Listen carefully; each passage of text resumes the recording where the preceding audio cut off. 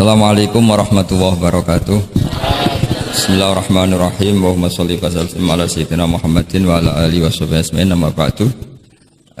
Semoga semua di sini dimaafkan Allah Ta'ala. Karena ganggu wong top. Top cara pangeran, angger mukmin ya top. Begini ya, jadi saya tahu banyak foto-fotonya Mbah Mun ketika sama Ki As'ad. Bapak saya kandung juga pernah di sini ketika muktamar 84, beberapa keluarga termasuk Ki Ahmad Siddiq karena beliau juga turunan Lasem. Yang jelas kenangan kita dengan Ki As'ad itu banyak, dari bapak, dari guru, kemudian beliau juga ngaji di Sidogiri. Saya juga dapat keluarga Sidogiri, banyaklah hal-hal. Tapi yang saya pastikan memaklumatkan diri sebagai Ma'had Ali itu entah keangkuhan, entah jujur, tidak tahu. Karena Ali itu maknanya kelas tinggi. Kelas tinggi itu bisa kelas tinggi ilmunya atau kelas tinggi ya macam-macam. Tapi saya beri contoh. Ini ya, Wahid kan masih kecil tak panggil Wahid saja. Ini tak beri contoh. Ini kitab Minhajut Thalibin. Ini saya belajar tak takriri sampai seperti ini. Ini bisa dilihat ini. Hampir di semua kitab saya, kitab-kitab induk, entah itu fikih, entah ihya, entah hikam, itu pasti ada takrirannya. Karena tadi saya sudah komplain sama Pak Khairuddin, keputusan fikih udah ada khilaf itu gak keren gitu saya itu. Karena bawaannya fikih itu khilaf. Saya beri contoh ya. Di sini fikihnya kan diajarkan kan Fathul Wahhab ya. Saya sedikit cerita tentang Fathul Wahhab. Dulu indukan kitab fikih itu namanya Al-Um, ya kan? Dikarang katanya, dikarang oleh Imam Syafi'i. Sebenarnya enggak dikarang, diimlakkan. Ini pakai bahasa Ma'had Ali, kelas tahqiq. Ya, kalau bahasa umum kan kitab dikarang Imam Syafi'i itu salah besar. Karena di situ masih ditulis qala Imamunas Syafi'i. Yang benar itu amla alainas Syafi'i, diimlakkan oleh Imam Syafi'i, ditulis oleh beberapa muridnya. Yang paling masyhur kalau kitab itu Imam Muzani. Sebenarnya di situ ada Imam Buaiti, ada Imam Robi, tapi yang paling telaten itu Imam Muzani. Sehingga kitab itu dinisbatkan pada Imam Muzani. Di beberapa itu juga ada yang dengan tanda kutip ditinggalkan oleh Imam Muzani. Disebut Infiradul Muzani anis Syafi'i. Kemudian setelah jadi Mukhtasarul Muzani, ini saya tanpa menyiapkan materi loh, karena sebetulnya saya sudah minta Gus Azam hanya ngisi di pengajian umum, karena sudah saya kapok ke sini. Kapoknya itu bukan karena mangkel, tapi nggak ada perkembangan. Nggak ada perkembangan. Jadi hafal Quran itu keharusan seorang faqih. Baru hafal 4 aja diceritakan. Memang ini ngawur sekali itu sebetulnya. Memang normalnya seorang faqih memang hafal Quran. Enggak boleh hanya berapa? 4. Enggak meyakinkan. Nah, Mukhtasarul Muzani itu ada beberapa hal yang beliau beda dengan Imam Syafi'i. Kemudian disarai namanya kitab Nihayatul Matlab fi Dirayatil Madhab oleh Imam Haramain. Saya punya kitabnya dan tak pelajari. Oh, ini maklumat. Bukan niat sombong, ini niat cerita fakta. Nihayatul Matlab fi Dirayatil Madhab. Kemudian Imam Haramain punya murid alim alamah yang saat itu belum suka tasawuf. Namanya Imam Ghazali. Beliau akhirnya menulis Al-Basit, berhubung Ma'had Ali sinau basit gak pati iso mergo kegeden digenti Al-Wasit. Al-Wasit ya ora pati disinau ini digenti apa? Al-Wajiz. Alhamdulillah kayaknya Pak Khairuddin juga gak punya. Punya kitab Wajiz? Wahid punya? Wahid Wajiz? Berapa halaman itu? Kitab Wajiz itu. Berapa halaman? Tebelnya aja kira-kira seberapa tebelnya? Ya tebelnya seberapa? Kalau nggak tahu isinya paling nggak tahu tebelnya. harganya masih ingat ya? Kalau nggak tahu isinya tahu harganya ya. Cetakannya DKI apa? Ya, ingat dia kalau uang ingat dia. Jadi bawaannya orang nggak bakat soleh itu kalau uang tuh ingat. Terus setelah itu diringkas lagi sekaligus ada kritik tertentu, komplain tertentu disebut al-muharrar. Jadi memang syaratnya fikih itu harus ada yang komplain karena nggak bisa final. Disebut apa? Al-muharrar. Al-muharrar itu ya sudah dinamain al-muharrar yang sudah diteliti oleh Imam Rafi'i. Ada yang komplain lagi ya setengah sarah tapi setengah komplain. Namanya Minhajut Thalibin. Minhajut Thalibin dikomplain lagi di era Syekh Zakaria Al-Ansari. Dari masdar dengan jamak mudzakkar salim diganti manhajut tullab. Ya maknanya sama, minhaj sama manhaj maknanya sama, thalibin jamak mudzakkar salim, tullab jamak taksir. Jadi asli ini yo cara Jawa mau akal-akalan tok, minhajut thalibin jadi manhajut tullab. Kemudian manhajut tullab itu dikarang sangat ringkas. Sehingga yang baca itu tidak paham. Mu'alifnya akhirnya dengar-dengar kalau anak-anak Matali itu tidak paham. Akhirnya terus manhajut tullab disarai sendiri oleh Syekh Zakaria Al-Ansari. Jadi Fathul Wahab. Loh alhamdulillah ya masih banyak yang nggak paham. Padahal sudah sarah. Artinya sarah kan gampang. Ya tidak paham itu bagus kan, kita ngaku tidak paham tawadhu. Daripada ngaku paham nggak paham, mendingan ngaku nggak paham kan. Kemungkinannya dua kalau ngaku nggak paham, mungkin tawadhu, mungkin betul adanya. Yang kedua lebih Nah saya cerita sedikit tentang kenapa fikih itu harus ada dan selalu ada khilaf. Karena itu masalah furu'iyah apa? Saya beri contoh, ini kitab Minhajut Thalibin dan saya punya catatannya banyak. Oh sampai gini, sampai sarah-sarahnya punya saya. Terus catatannya ya banyak. Saya bangun tidur saja bisa, saking seringnya belajar. Dan saya alhamdulillah tidak punya masalah ingatan, jadi kadang banyak guru punya masalah apa? Ingatan. Tapi tidak perlu dianggap harus kemana gitu, ke rumah sakit apa, tidak perlu, nggak ingat gitu. Misalnya sampai tak kasih tahu, siapa paling pintar jagomu tak bedaan. Yang namanya sujud misalnya, sujud itu apa coba? Secara lughat, wat'ul jabha alal ardi. Sehingga Imam Rafi'i berpikir sujud itu asal ada wat'ul jabha alal ardi ya sah adanya. Dan beliau mengklaim, ini saksinya Pak Khairuddin ini, wasabe as-sujud wa aqalluhu mubasyaratu ba'di jabati musallahu. Ya. Beliau hanya mengatakan wala yajibu wat'u yadaihi wa rukbataihi wa qadamaihi fil azhar. Wala yajibu. Ini kalau enggak percaya, sama baca. Masih tarakum bisa ya? Coba baca. Wala yajibu coba wat'u yadaihi pakai nada Indonesia, jangan nada negara sebelah coba. Wala yajibu wa rukbataihi wa qadamaihi fil azhar. Jadi menurut Imam Rafi'i ketika sujud itu tidak harus watul yad, tidak ada watul rukbah, tidak ada watul. Nah, karena secara lughat yang namanya sujud itu ya seperti itu, watul jabha. Dan sujud itu sudah dikampanyakan sedemikian rupa bentuk apa ketertundukan tertinggi yaitu dengan watul jabha. Artinya posisi kepala di bawah pantat. Tapi terus Minhajut Thalibin, padahal Imam Rafi'i ketika ngarang itu menyebut fil adhar dalam kitab Al-Muharrar. Terus kultu kata Imam Nawawi al-adhar wujubuhu.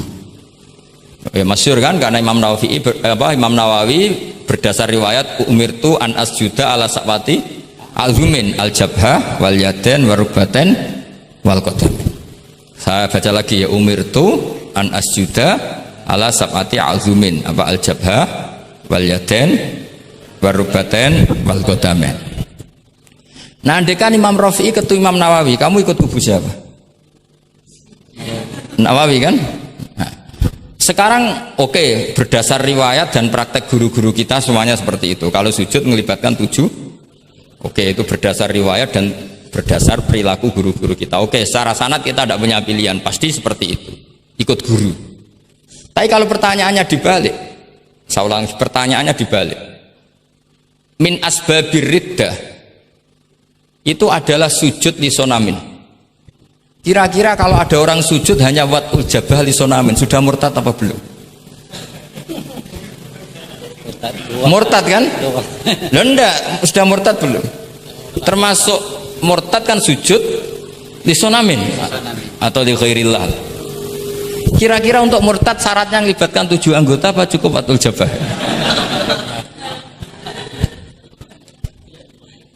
untuk sah menjadi murtad. Ndak, misalnya kamu, jangan kamu lah, kamu potongan ndak mungkin murtad, insya Allah lah. Misalnya ada orang murtad dengan cara murtad yang fi'li, contohnya apa? Kasujudin lisonamin. Murtad kan ingat masih ada 3 kan, i'tiqadi, qauli, fi'li. Yang fi'li contohnya kasujudin lisonamin. Untuk menjadi sah murtad itu nunggu 7 anggota apa salatul jabah? Enggak jawab aja, ngawur saja kak, biasanya aja. Udah enggak usah. Kan biasanya ngawur terus enggak apa-apa, masih anak-anak aja. Hati-hati aja tetap ngawur apalagi. Enggak, menurut kamu sudah murtad belum? Ya kan murtad kan? Artinya kalau itu sah untuk menjadi murtad, harusnya juga sah untuk menjadi sujud, karena sama-sama simbol.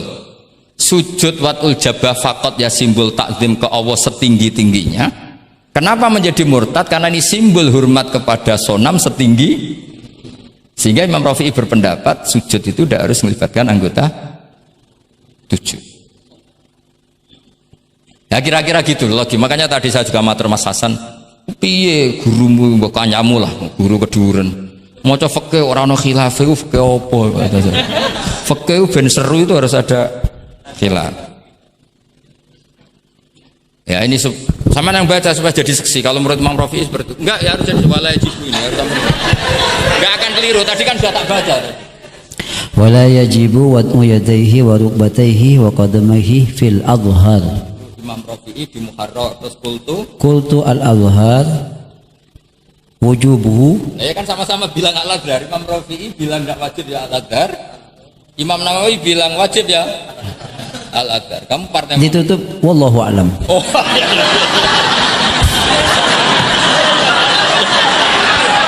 Enggak ada Gus. Ada walam. Enggak, wallahu alam. Aduh, ini enggak ada penggantinya.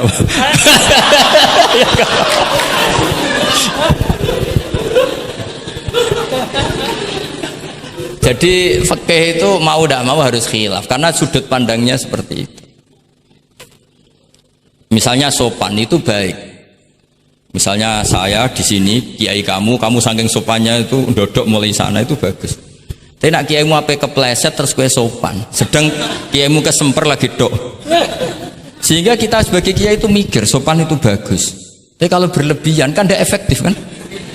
Cong aku pengen jedeng tuntun kayak kokono. Soal sini tuh kan depro terus melaku ke sini. Jadi makanya ya kita harus ngeritik juga, sopan berlebihan juga akhirnya ada efektif. Jong sedang kiaimu tiba mati kayak lagi dok kan gitu kan. Nah, sekarang perempuan juga gitu. Mbak-mbak yang cantik tuh baik sopan apa baik tidak sopan? Baik tidak sopan.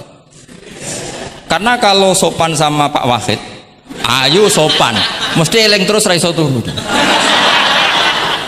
Tapi nak ra sopan, seneng aku gaji ini Mahatali mau piro. Itu langsung lupa, dan itu bagus karena melupakan Nah, lo betul ini kan katanya tadi siapa yang hafal Quran? Ya nisa an-nabi lastunna ka ahadim inan nisa ini taqaitunna fala takhdu'na bil qaul fayatma alladhi fi qalbihi marad. Wahai orang-orang yang cantik, kalau ketemu lelaki itu jangan terlalu sopan. Fala takhdu'na bil qaul. Kalau ngomong jangan terlalu khudu, karena bawaannya lelaki yang fi qalbihi maradun, khudu itu dianggap mau. Saya tadi ada Mbak cantik sama Pak Khairuddin atau sama Pak Wahid sopan. Mohon kalau derek guru mawon, mesti pikirannya, oh maksudnya gelem tak wayo, mesti tidak wayo. Padahal maksudnya derek itu menderek mata pelajaran. Tapi utek-utek begini itu kan. Yang fikol dia apa? Marot, contoh saja loh. Tapi bisa fakta. Itu mesti pikirannya itu kemana-mana. Mohon kalau derek Pak Fakid mawon, si ngomong mau ngaju, nak sengaja kan rati pikir. Sehingga unik. Khusus perempuan yang cantik itu sopan itu tidak baik di dalam komunitas lelaki yang fi qalbihi, karena pikirannya mesti, padahal Mbak tadi bilang gitu maksudnya anut Pak Wahid, ikut mata pelajarannya, tapi pikirannya sampean kan bisa enggak gitu. Fala takhdu'na bil qauli fayatma alladzi, itu hebatnya Quran. Jadi psikologi lelaki juga dibicarakan. Bawaannya lelaki kalau ketemu perempuan cantik kok sopan, kok memberi harapan. Iku terus golek dukun mahabbah nih. Kayak apa pinternya Quran? Lah ini sayangnya yang hafal baru 4. Padahal saya satu mobil saja tadi hafal berapa Gus? Pakai satu mobil. Karena pondok saya memang pondok tahfidz. Jadi yang derekno saya banyak yang hafid. Jadi satu kelas kalah dengan satu mobil. Supir saya hafal Quran, penderek saya hafal Quran, yang bawakan tas ya. Oh, kalah jauh itu sudah. Yang satu kiai tidak hafal Quran. Iya, memang pondok saya pondok tahfidz karena memang pondok tahfidz. Jadi seperti itulah. Masa kamu menyarankan orang tidak sopan? Tidak mungkin kan. Masa kita ngajari santri-santri gak sopan? Tidak mungkin. Tapi kalau kamu ajari sopan, khusus yang cantik, ketemu lelaki yang seperti itu, akibatnya fayat oma alladzi fi qalbihi marad. Makanya di sarah-sarah atau di tafsir-tafsir sampai ada penjelasan wa yusannu lil marati takhlidu sautiha. Perempuan disunatkan menebalkan suaranya untuk menghilangkan rasa apa? Syahwat lelaki tadi. Terus paling enggak misalnya enggak mau nebalkan ya judes. Misalnya ketemu Pak Wahid, "Mbak apa ning ndi?" "Gak urusanmu." Oh, itu mesti langsung lali. Nah, tapi nak jawab lah badhe napa ngersakno napa nggih kula tak derekno jenengan riyen. Wah, bahaya ya. Padahal maksudnya derekno iku ya mata pelajaran, ndak ada hubungannya dengan mau dinikah. Tetap muni naudzubillah lah kalau itu. Nah, itu fikih. Jadi fikih itu menginduk ke usul fikih. Tapi usul fikih sendiri itu kalau ndak ngerti fikih itu jadi liar. Karena khayalnya lebih tinggi. Makanya banyak orang yang pengagum usul fikih itu jadi liberal karena terus terlalu banyak khayal. Maka pondok-pondok itu harus ada fikih dan ada usul. Saya beri contoh liar itu begini misalnya. Maqasidus syariah itu kan bisa subjektif. Sehingga Imam Syafi'i itu yang kritik man istahsana faqad syarra'a. Orang yang sering berpikir istihsan faqad syarra'a, maka dia mau berpikir apa bikin syariat tandingan. Misalnya gini, saya ini kiai yang suka tirakat. Karena dulu misalnya mondoknya itu suka tirakat. Terus santrinya diwajibkan puasa setahun atau diwajibkan nggak boleh makan nasi. Itu bikin syariat tandingan. Karena apa?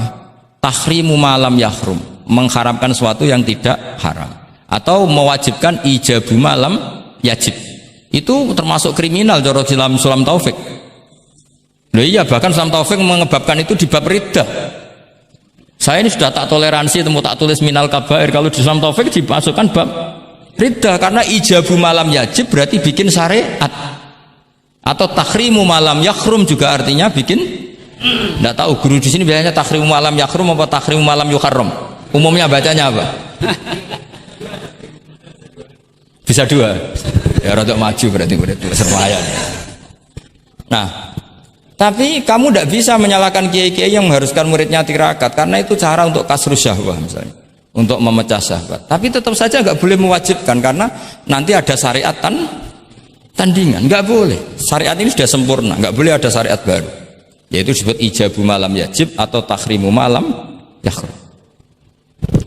Maka kata Mbah Mun, resikonya jadi kiai ngalim. Mbah Mun sering guyon gitu. Aku kiai ngalim jadi ribet. Apa ngaramno rokok sing darani halal yo akeh. Di halalno cah cilik-cilik rokok. Jadi kiai itu kan lebih tunduk ke konstitusi ilmu. Ribet lah, ribet. Misalnya begini, sampean tak bedheki. Assalamualaikum ketika salam itu yang wajib salam pertama apa salam kedua? Pertama. Itu wajib niat mufaroqah apa niat menghabisi sholat atau mengakhiri sholat apa enggak perlu niat? Nah mesti ulama berdebat karena ketika Allahu Akbar bisa Allahu Akbar demo, bisa Allahu Akbar niat sholat. Maka untuk membedakan, lo kan bisa aja kan? Demo itu udah harus berontak enggak? Misalnya kamu ngerti perempuan yang kamu cintai, ternyata omongan Pak Guru Khairuddin kan Allahu Akbar, guru kok ngono kan gitu kan. Nah untuk membedakan itu, kalau untuk sholat atau untuk takjub diharuskan niat Allahu Akbar. Nah sekarang salam harusnya juga ada pikiran begitu. Ini salam karena ketemu orang, apa salam karena keluar dari sholat. Makanya selalu ada ulama yang berpendapat wajib niatul khurud minas sholat. Karena logikanya kalau Allahu Akbar wajib niat sholat untuk membedakan Allahu Akbar yang wiridan, Allahu Akbar yang takjub, Allahu Akbar yang demo, untuk membedakan itu semua niat. Salam juga gitu, salam mubalek, salam kenalan, salam apa, harusnya pembedanya adalah niatul khurud minas sholat. Makanya saya tadi itu komplain sama Pak Khurudin, itu Basul Masail Fikih kok ada khilafnya, hebat betul orang itu kata saya itu. Itu yang putih tadi. Oh yang putri itu. Nah, jadi apa? Kaidah-kaidah seperti itu nggak bisa dihindari, khilaf-khilaf seperti itu nggak bisa dihindari. Ini saya baca ya, misalnya contoh-contoh yang itu mulai apa? Mulai salam ya. Jadi pilihan-pilihan itu, misalnya di salam anha anha, terus asani asyar assalam wa aqalu assalamualaikum wal aso jawa qultu al aso al mansur wa annahu la tajibu niyatul khurud. Jadi ada yang bilang tidak wajib, mesti artinya ada yang bilang wajib. Karena jadi nggak ada pilihan. Setelah ada pembanding itu udah ada. Sekarang begini lagi. Ini yang ulama kadang-kadang ya nyuwun sewu, andekan kita ulama itu kadang ra cocok, tapi cocok ra cocok ya harus didengar, ini ngaji. Ulama fikih kadang ya sembrono, tapi kok muni ngono kualat aku. Saya ngomong aku wae. Nak darani iktidal, menamai iktidal itu ruknun qasirun ghairu maksud. Julus benas sajdatain atau jalsah itu kan ruknun qasir ghairu. Itu banyak ahli hadis yang komplain, ini ngawur betul fuqaha itu. Wong rukun kok ghairu maksud. Dan mereka berani bilang itu rukun sing ghairu maksud, kusida lil fasli, hanya dimaksudkan untuk pemisah. Itu kan yo mangkelno, wong rukun kok ghairu. Ternyata ulama itu punya niat begini. Setelah dikatakan ruknun qasir, maka jangan ada pesaing. Yaitu ukurannya apa? Julus jalsah benas sajdatain nggak boleh lebih lama ketimbang tasahud akhir. Tasahud awal sunat bu, jangan ngaji ora khatam. Tasahud akhir apa awal? Akhir, berarti sabtu lisan pinter lah, pinter. Iktidal juga ruknun qasirun, maka nggak boleh lamanya menandingi qiyam lil Fatihah. Ya sudah jelas ya. Yang jalsah benas sajdatain nggak boleh menyaingi tasahud akhir, yang iktidal nggak boleh menyaingi qiyam lil Fatihah. Ternyata ulama itu ya mikir, disaingi ku ya ora enak. Ngene kaya kula saingi Khairuddin ya ora gelem, ora krana sombong, disaingi itu ndak enak. Kecuali level ya. Kecuali level ya hafal Quran ya 30 juz. Itu Jibril bisa demo ke kamu. Memangnya saya hanya nurunkan ayatul ahkam. Enak saja milik. Memangnya selain ayatul ahkam nggak menarik? Itu kalian semua pasti berhadapan dengan Jibril. Coba Jibril nurunkan semuanya apa hanya ayatul ahkam? Kalau saya ketemu kan aman. Itu pun jahit sana kadang masih belum lengkap setoran. Iya bahaya kamu itu. Nah, ketika wajib gak mau disaingin, ini ternyata menginduk ke mazhabnya Abu Bakar As-Siddiq. Di antara sifat Allah paling keren itu la syarikalah. Di mana-mana zat yang top itu gak mau saingan, dan itu normal karena memang gak ada yang setara dengan Allah. Suatu saat Abu Bakar itu pulang. Ini nanti saya cerita fikih banyak. Kamu pasti setelah ini tambah pinter, tak jamin ya. Bukan barokahnya saya lah, barokahnya Mbah Mun, barokahnya Mbah As'ad gitu. Tapi kena ras sombong yang termasuk barokahku lah gitu. Kamu tidak sombong, tapi sombong juga gak apa-apa. Terus biasa salah, orang salah sombong salah liane. Abu Bakar pulang, di situ itu istrinya menyediakan beberapa makanan untuk sahur. Itu marah besar. Apa kamu mau menandingi Ramadan sehingga puasa sunat aja persiapannya seperti ini? Bahkan sebagian riwayat itu beliau memukuli kidrun, jadi itunya ada yang dirusak lah kira-kira gitu. Ini dengerin betul, nanti akibatnya di fikih. Makanya di fikih apa? Sholat fardu itu nggak mau kesaingan. Sholat fardu wajib qiyam liqadirin. Nggak boleh sholat sunat bersyarat begitu. Harus sah qu'ud meskipun ma'al kudroh. Karena fardu itu nggak mau kesaingan. Jadi fardu ya rada egois kira-kira gitu. Nah, mesti sama lagi krungu iki gitu. Maksudnya sering roh hukumnya tapi baru tahu logika ini. Loh aku rasul don soal yakin. Soal yakin. Karena fardu itu nggak mau. Poso fardu wajib tabyitun niat. Nginep non niat mulai malam. Poso sunat tidak. Ketemu jam 9 kamu belum makan, belum ada dukhulu syai'in fi jawfika. Terus niat puasa sah enggak? Sah. Ada bedanya enggak fardu sama sunat? Ada. Salat fardu wajib itmam. Puasa wajib itmam. Puasa sunat amiru nafsi. Wah, puasa sunat kok bojo lagi apian bisa kamu batalkan. Tapi nak puasa fardu, oh sanksinya berat. Itku rokobatin sampai ya siamu sehari ini apa? Mutatabi'an. Terakhir itamu sitina. Tapi kalau puasa sunat amiru nafsi, kamu terus nggih monggo, ndak terus intinya fardu itu nggak mau disaingin. Batin fardu egois kata saya. Nah, Abu Bakar sampai begitu. Ono wong poso sunat kok sampai nyiapno buka, nyiapno sahur, marah. Bahkan marahnya nggak sekedar di hukumnya, di perlakuannya. Kamu itu memperlakukan puasa sunat aja kok kayak memperlakukan fardu. Hanya di menunya, di persiapannya. Dan ternyata Imam Syafi'i benar, ternyata di hukumnya juga harus beda. Misalnya tadi qiyamul qadir fil fardi wajib qiyam, tapi kalau sholat sunat boleh qu'ud walau ma'al qudrah alal qiyam. Jadi ini ulama. Ini perpaduan usul fikih dan fikih. Jadi fardu itu ya agak angkuh lah kira-kira gitu.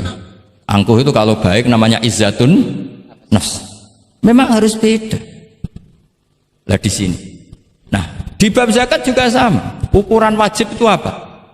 Akhdhal imamu qahron atau la yuqta'u yadu sariki. Ben kita tambah pinter. Tetap goblok ya ora apa-apa zaman akhir, tapi kita tak pinterno sithik lah. Ketika seseorang diputuskan wajib zakat, kok tidak mau zakat? Efek hukumnya apa? Akhdhal imamu qahron. Imam boleh ngambil paksa. Atau kalau mustahik itu nyuri dengan kadar yang memang jatahnya la tuqta'u yadu. Mergo ana syubhatul milki. Jadi paham ya? Jadi sampean misalnya fakir, tanggane Pak Khalidin gak gelem zakat, nyolong jatah.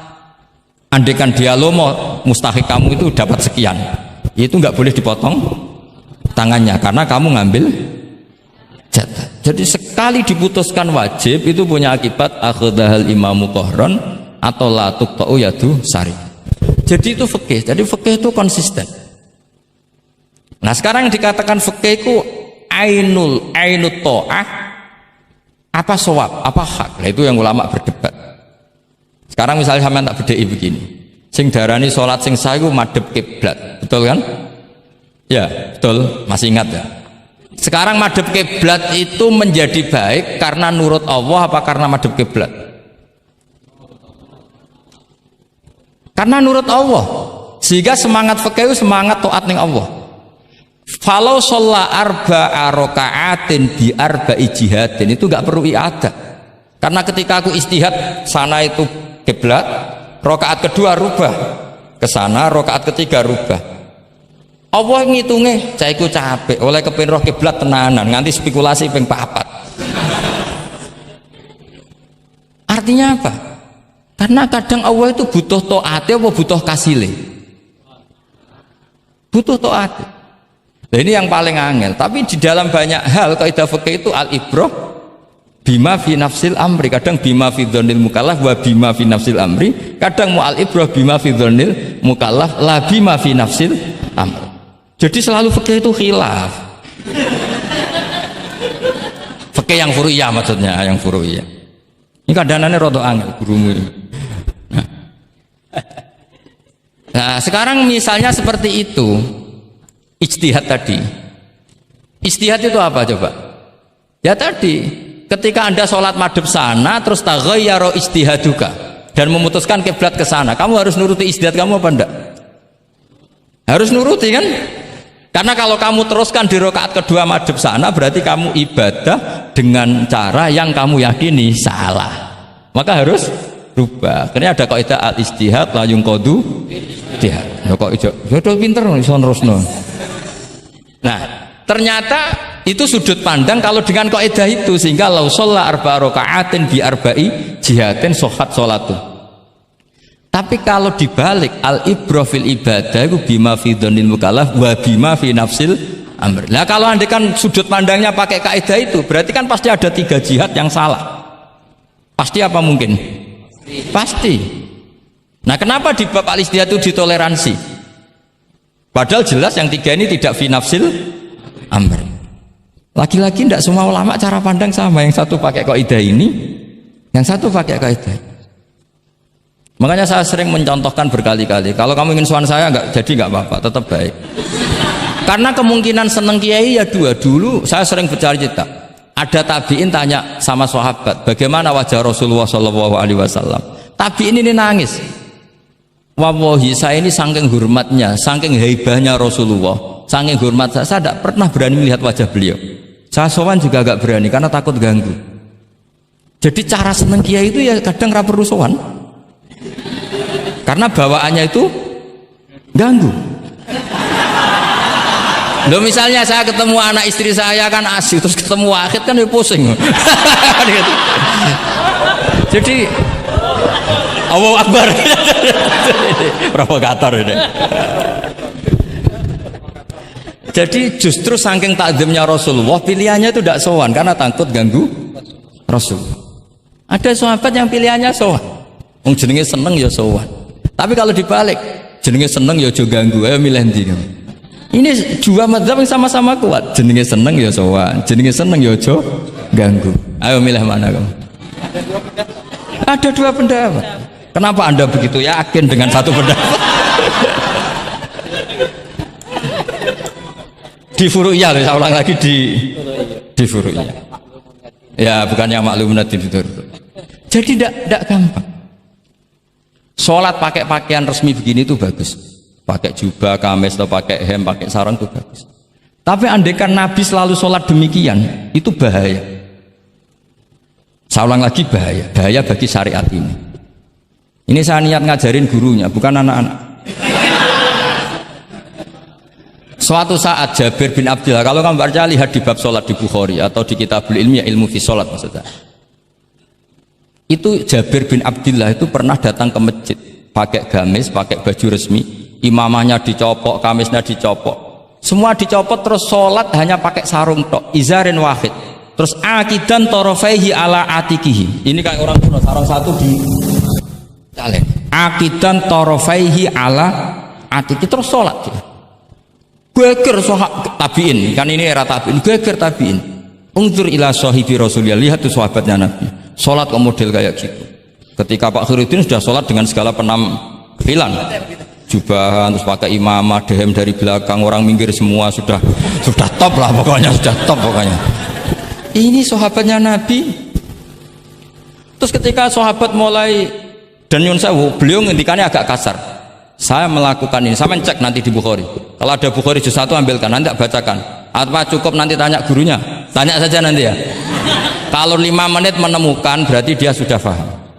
Kalau ngasih waktu 1 hari masih cari-cari berarti. Ukurannya gampang. Kalau saya setengah menit langsung ketemu. Nanti ya cukup gurunya ya, nanti kasihkan. Kalau bilang besok berarti belum tahu. Tapi kalau 5 menit kok ketemu ya sudah lumayan ya. Kata Jabir bin Abdillah, saya melakukan ini liyaroni al-ahmak misluk. Keras sekali. Saya melakukan ini supaya orang ahmak kayak kamu itu tahu. Ahmak itu terjemahnya nggak usah diterjemah. Ya pelai jahil atau teman akrabnya apa? Jahil yang agak kebablasan itu namanya apa? Ahmak. Jahil yang ya sudah seperti itu. Ternyata itu berkahnya Masya Allah sampai sekarang. Beliau terus ngendikan, ra'aitu Rasulullah sallallahu alaihi wasallam yusolli hakadza akidan tarafai izari ala atiki.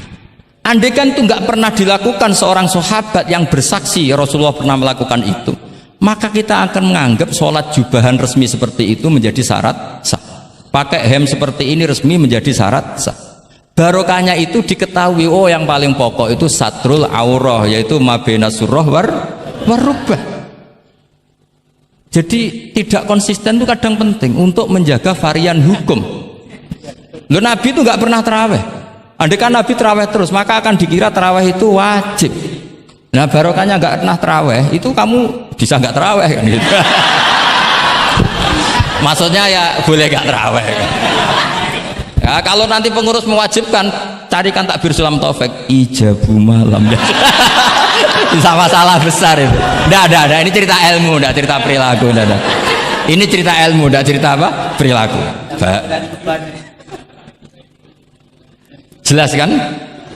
Jadi kadang seperti itu penting. Contoh lagi, dan ini sering saya utarakan. Ketika Nabi Fathu Mekkah, tofa ashabu jami'an, itu musyatan. Semua ketika tawaf itu jalan kaki. Tapi Nabi itu unik. Tofa Rasulullah wahdah rokiban. Nabi tawaf itu pakai kendaraan unta. Yang lainnya musyatan, semuanya masin, jalan kaki. Tapi Nabi malah tofa rokiban. Padahal jelas kaidahnya al ajru bi qadrit tab. Tapi andai kan Nabi kok tofa masyian, maka kita tidak tahu caranya tawaf, tidak tahu hukumnya, atau paling nggak nganggep bahwa syarat sahnya tawaf harus jalan. Tapi barokahnya Nabi tofa rokiban, akhirnya ada hukum, ternyata syarat sahnya tawaf tidak harus jalan, tapi boleh berkendara. Akhirnya kita tahu orang sepuh sedikit sholat tawaf pakai kursi roda, pakai macam-macam. Jadi semuanya itu berkah, perbedaan itu berkah. Tapi yang baca harus orang alim. Kalau orang yang fikal bi marot ya piye Nabi karep wong ya kon mlaku dene enak-enakan numpak. Ya ribet nek kena wong sing fikal bi marodun fazatahum wa marot. Jadi ribet ini ustadz satu ini ribet. Ya subuh kesiangan ini contohnya kok kayak perilakunya. Ini Kiai Hasan contohnya kayak perilakunya. Sholat itu ada waktunya. Sekali waktunya habis, normalnya sudah tidak wajib, ya enggak? Kamu mau sekolah, selesainya jam 12, kamu bangun setengah 1, harus sekolah apa tidak usah? Karena momen sekali kelewat kan nggak bisa diulang kan? Normalnya sholat qadha itu tidak wajib, normalnya, karena momen waktunya sudah habis. Dan qadha normalnya juga nyuwun sewu haram normalnya. Tapi berhubung Pak sering qadha terus bilang nggak haram kan? Karena yang qadha bukan hanya santrinya tapi apa? Gurunya. Tapi nyuwun sewu, Nabi itu tahu ditakdir qadha. Saya tidak bilang Nabi qadha, ditakdir qadha. Ini bedanya Nabi dengan kamu. Nabi pernah ditakdir qadha. Dan nyatanya Nabi tetap sholat. Akhirnya jadi syariat qadha itu tetap. Andai kan Nabi tidak pernah qadha, maka orang cara berpikir waktunya kan sudah habis, pasti malaikat bagian nyatet sudah gak ada. Lah lha apa salat wong sing nyatet wis tutup buku kan? Karena logika waktu itu kalau momennya kelewat ya sudah normalnya. Tapi agama ini tidak seperti itu. Berhubung Nabi pas qadha juga sholat. Itu kayaknya juga jamaah ya. Wah itu yang ribet itu. Ya kan jamaah kan itu. Jamaah kan? Wah, aku nak mbok praktekno ning pondok. Ya ribet. Separuh pondok qadha terus dimami Khairuddin sing qomat wahid. Wah. Perkara kan? Nah, barokahnya ngerti kunut itu sunat, pura-pura ndak kunut. Akhirnya kayak orang baik kan? Yaitu mau melakukan sholat duha. Ini saya sedang sholat duha. Iya, akhirnya guru saya sedang sholat duha. Itu husnudon yang gioblok gitu.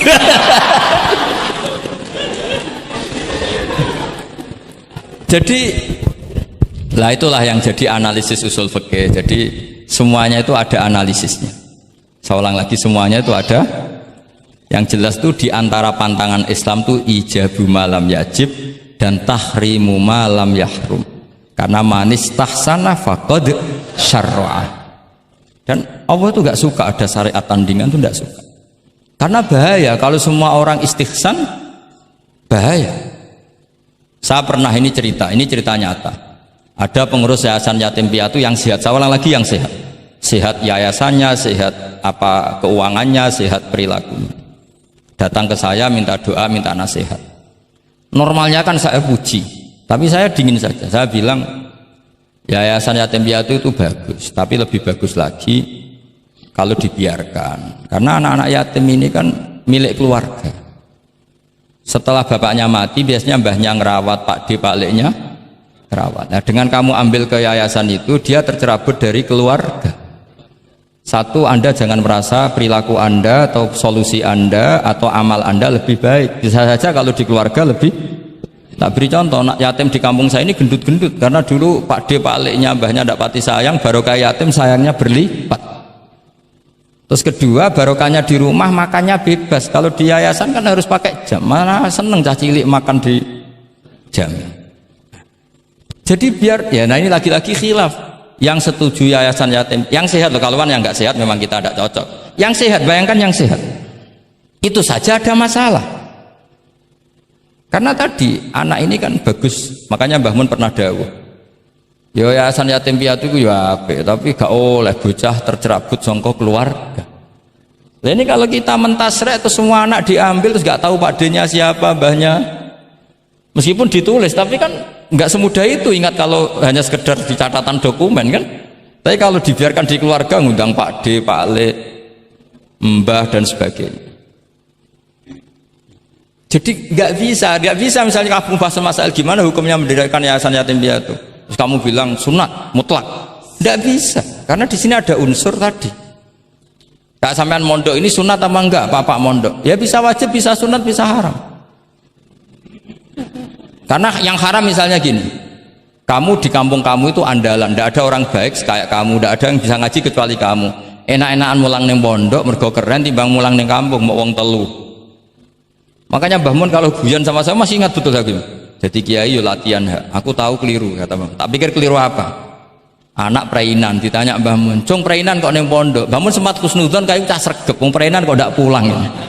Ternyata, lu perainan kok neng pondok, Cung, kok sregep temen. Mboten Mbah, nate ngomah kan ngarit. Ternyata. Jadi husnudzon tuh kadang gitu. Semenjak itu Mbah Mun kalau ada perainan, Cung, mulai Cung ben kenal wong tuamu. Jadi malah dibalik. Iya kan, kalau kelamaan ke pondok kan nggak roh asal usul orang tua, sehingga tidak punya empati, tidak punya kasihan kan. Orang tuanya berjibaku ngarit apalah kerja apa. Nah ya, artinya terus kamu tidak bisa semua santri yang perenan tidak pulang berarti santri baik. Sebetulnya tidak mesti juga. Santri takut ngarit kan gitu. Ini namanya sudut pandang gitu. Jadi masalah-masalah furu'iyah itu tidak bisa tidak seperti itu. Nah, sehingga kita tahu di kitab Mahali atau di kitab beberapa kitab fikih mesti kaul awal, kaul sani, kaul salis dan sebagainya. Karena ini masalah sudut pandang. Wali nikah misalnya, wali nikah itu kalau fasik sah apa enggak? Wali mujbir. Ada ulama yang mengatakan kalau wali mujbir fasik tetap sah jadi wali. Likamali syafaqatih, karena seorang wali ini pasti sangat sayang, meskipun fasik dia orientasi tentang anaknya tetap bagus. Ada yang bilang enggak, kalau fasik harus dicabut hak walinya. Di mana-mana orang fasik sudah error. Jangan-jangan karena dia pemabuk atau karena dia tukang judi, pikirannya dapat menantu yang kaya meskipun tukang judi. Bahaya ini kalau diberi hak wilayah atau hak wali. Makanya ulama mengatakan sekali fasik dicabut. Nah ya, yang satu memandang umumnya orang tua meskipun fasik tetap likamalis. Tapi kata siapa di sosial itu mesti semua orang begitu apa tidak mesti? Tidak mesti. Makanya kalau saya ini mengatakan cabut saja. Li'annahu la yu'manu ayadu'aha inda fasikin misli. Karena siapa yang bisa menjamin kalau dia tidak mengawinkan putrinya dengan orang fasik yang sejenis? Orang fasik pasti komunitasnya juga fasik, dan dia nganggap orang fasik itu tidak problem, wong dia sendiri fasik. Wes do untuk iki capek, jebule capek sing tau ngutangi ning nggon judi. Karena dia punya ukuran apik versinya dia. Lagi-lagi fikih kok mujma' alaih mau piye? Yo yo. Yang furu'iyah maksud saya, yang furu'iyah. Iki pinter toh, cukup ya. Sudah 45 menit. Mohon ngoten mawon. Assalamualaikum warahmatullahi wabarakatuh. Satu mungkin. Ya, mungkin satu ya, putra dan satu aja ya, putra dan putri. Ya, enggak, satu saja Gus. Oke, Bismillahirrahmanirrahim. Terima kasih. Mungkin yang tadi perlu saya berikan catatan. Oh ya, catatan ya, kita pinter ya. Ya, saya ingin beri catatan bahwa kita tadi sudah dapat kalau fikih itu karakternya adalah khilaf. Jadi ya yang furu'iyah lah, yang furu'iyah. Oke. Yang furu'iyah karakternya khilaf sehingga kita harus terbiasa berbeda. Dan soal tadi kesantunan, kesopanan itu orang ekspresinya berbeda. Kadang kita salah ketika kita mengkritik, kadang ketika kita berbeda pendapat kita lalu dianggap tidak santun. Padahal ulama-ulama kita soal urusan furu'iyah itu hal yang biasa. Termasuk bahkan mungkin yang tadi sering dikali dikutip oleh Gus Baha, manistahsana faqad syarra'a, bahwa itu adalah kecaman dari Imam Syafi'i. Mungkin Gus Baha perlu, saya tidak tahu ya, ini tag ini sudah sampai atau tidak kepada beliau. Ya, saya bacakan tagnya. Saya harus baca. Kalau ingatan tidak sebaik beliau saya. Tapi kalau catatan saya lebih baik mungkin. Fawatihur Rahamut qala Syekhul Akbar inna maqsudas Syafi'i min qawlihi man istahsana faqad syarra'a hada madhul mustahsin wa arada anna man istahsana faqad sara bimanzilati nabiyyin dzi syari'atin wa atba'u Syafi'i lam yafhamu kalamahu. Saya tidak ingin mengatakan beliau tidak paham, mungkin tag ini enggak sampai. Ala wajhi hada wallahu a'lam. Jadi bahkan yang kita anggap itu sudah sangat pasti Syafi'i sedang mengecam, ternyata ada juga khilaf. Ternyata maksudnya Syafi'i adalah sedang memuji, madhul mustahsin. Faqad sara bimanzilati nabiyyin di syari'atin wa atba'u Syafi'i lam yafhamu dzalika. Walaupun wallahu a'lam. Ya, tapi kita poin-poin saya adalah akui bahwa ada perbedaan, gitu kan. Oke, silakan saya beri pertanyaan satu saja. Oke, mungkin Ustadz Khairuddin bisa menentukan siapa? Saya Jaya yang menentukan. Oke, Lutfi, mohon maaf bukan soal berkualitas tapi dia lebih dahulu sampai di sini karena dekatnya. Dipersilakan.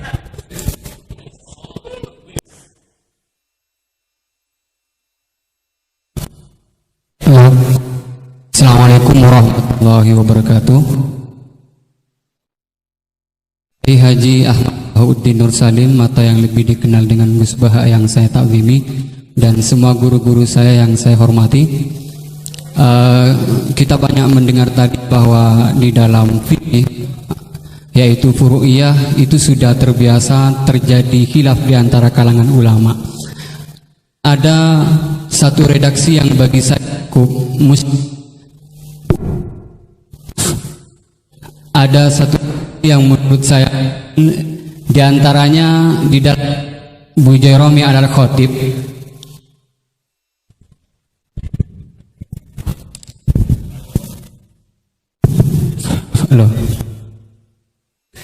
Di antaranya redaksi yang terdapat dalam kitab Bujairami al-Khatib, dan ini juga dikutip di dalam kitab I'anatut Thalibin ketika membahas soal apakah ad-dukhon itu dapat membatalkan puasa atau tidak.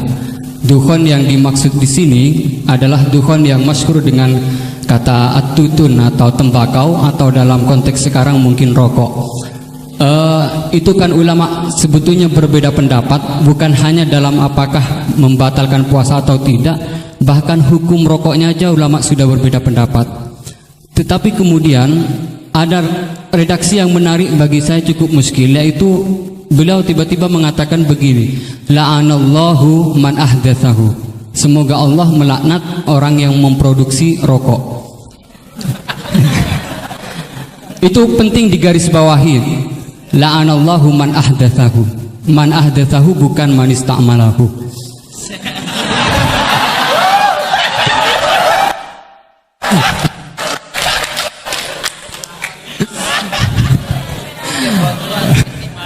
Ini cukup kriminal karena ngomongnya di dalam pesantren yang cukup itu menjadi di negara Indonesia.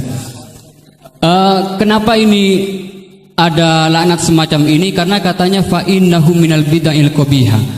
Tetapi maksud saya, kenapa ulama ini sampai melaknat padahal hukum rokok itu saja merupakan furu'iyah yang memang sudah sewajarnya terdapat khilaf. Sementara saya sebagai santri NU Tulen itu mengenal memiliki ulama-ulama yang atau kiai-kiai yang luas, yang bukan hanya tidak mau mencaci maki apalagi sampai melaknat, bahkan mengkafirkan pun itu merupakan pantangan. Sehingga pertanyaannya ini unik, setelah saya cek juga ada dalam kitab Kasyifatus Saja yang kita tahu itu pengarangnya orang Indonesia, walaupun mungkin NU belum hadir pada saat itu. Jadi pertanyaan saya untuk redaksi ini, apakah dalam syariat Islam atau fikih utamanya itu memang ada pembenarnya melaknat orang lain atau dalam tanda kutip mendoakan orang lain jelek? Mungkin hanya itu. Terima kasih. Wassalamualaikum warahmatullahi wabarakatuh. Ini jam berapa?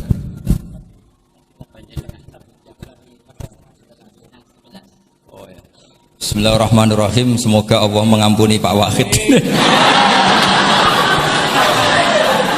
Itu takbir itu ngawur sekali. Itu Syekhul Akbar, yang dimaksud itu Ibnul Arabi.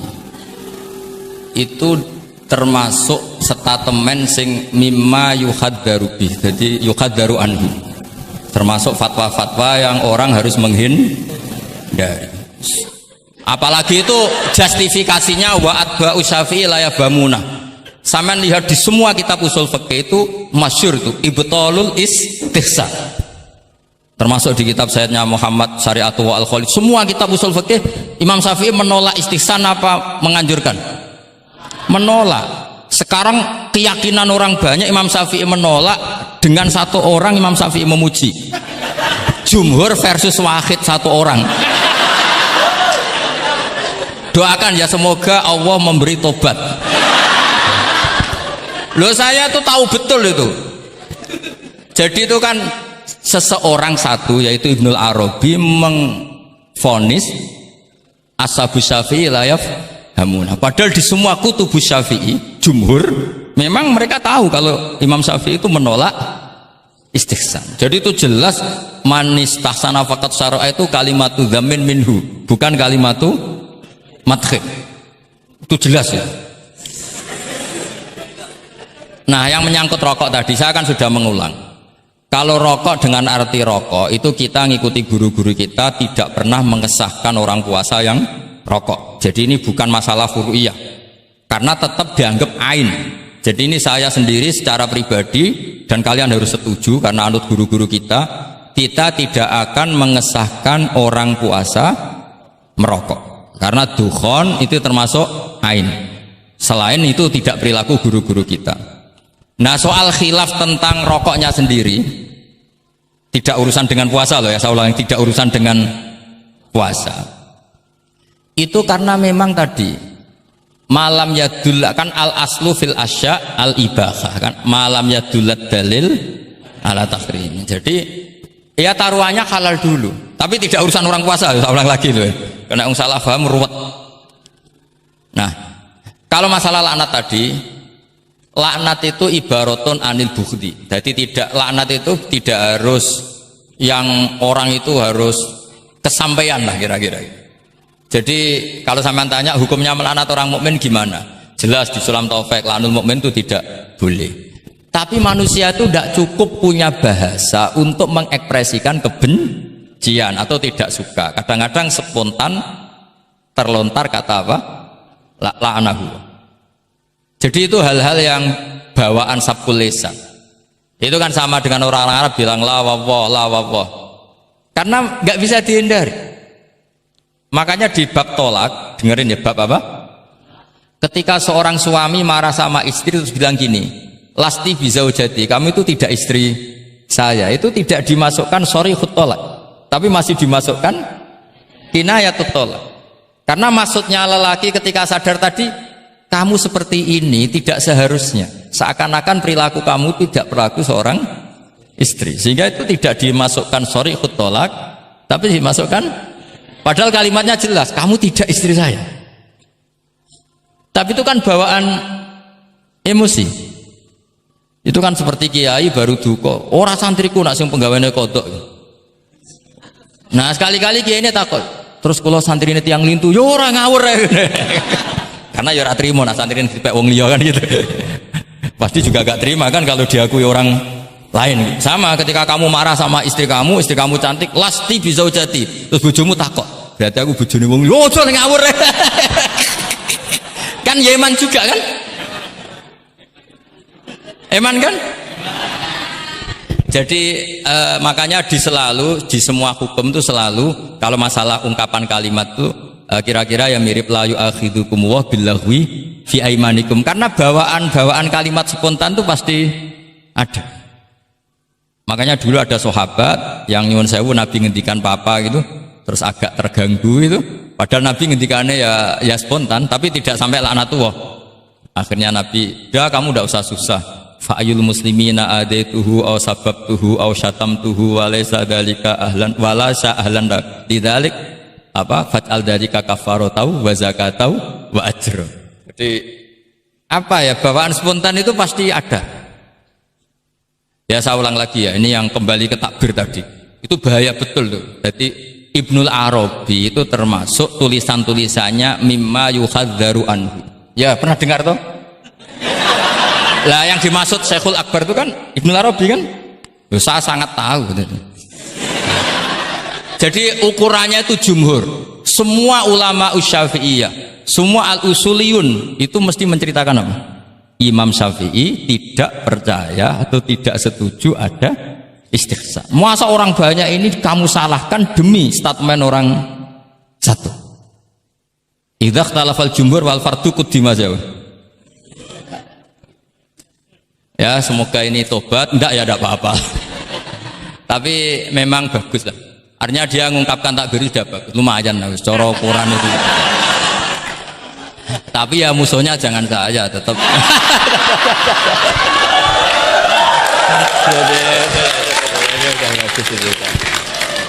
Kalau ada yang jauh seperti Abdul Wahab Khattab memadukan yang dimaksud. Oh enggak mungkin, itu memang salah. Jadi cari saja di ya Ibtalul Istihsan. Ya pokoknya walhasil ashabu Syafi'i semuanya menolak istihsan. Wong Imam Syafi'i butuh gini. Kalau nanti ada istihsan yang baik, mintanya Imam Syafi'i jangan katakan istihsan, itu masuknya kias. Karena kalau kias kan ada makis, nginduk ke makis aleh. Lah makis aleh ini ada nasnya.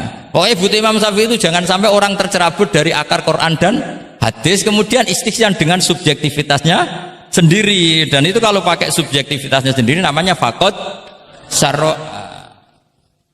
Dong ya ini. Oh, alhamdulillah. Tapi ini sudah pinter loh ya, jangan terus. Ya, jadi ini menghormati Jumatan, yang jelas ini sudah 2 kali sudah cukup tuh, sudah pinter. Ya sudah. Loh, provokator. Nggih wonten ditutup Al-Fatihah.